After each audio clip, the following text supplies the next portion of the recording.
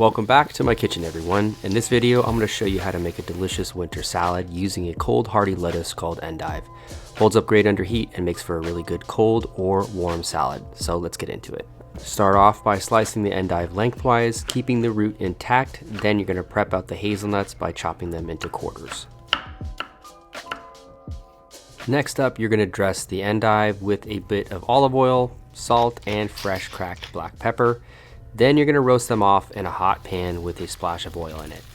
Once they have a good amount of color on them, you're going to flip them over, add a few pads of butter, a few cloves of garlic, along with some chopped hazelnuts. Cook this for 2 to 3 minutes until the endive is super tender and the nuts are just lightly roasted.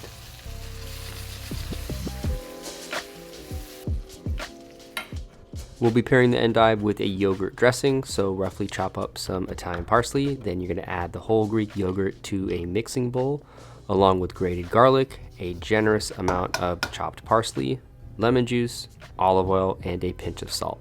Give this a really good mix and set it aside. Also, I'll be topping the endive with a garnish made up of thinly sliced fennel bulb that I'll be using the Japanese mandolin for, as well as the sliced Honeycrisp apples and thinly sliced lemon zest just with your chef's knife. Basically, you're just going to toss all of this into a bowl with some fresh parsley leaves, feta cheese, lemon juice, and some salt and pepper to taste. Give it a toss and this salad is ready to plate. Now this is a very simple presentation. Start with a circular smear of the yogurt dressing to create a base. Then you're going to place the buttery, tender endive down.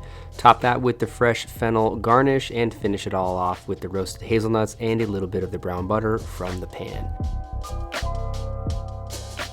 More often than not, endive doesn't get the love it deserves during its peak winter months, and this warm salad serves as a really good reminder of the great ingredients winter has to offer as long as you know what to look for.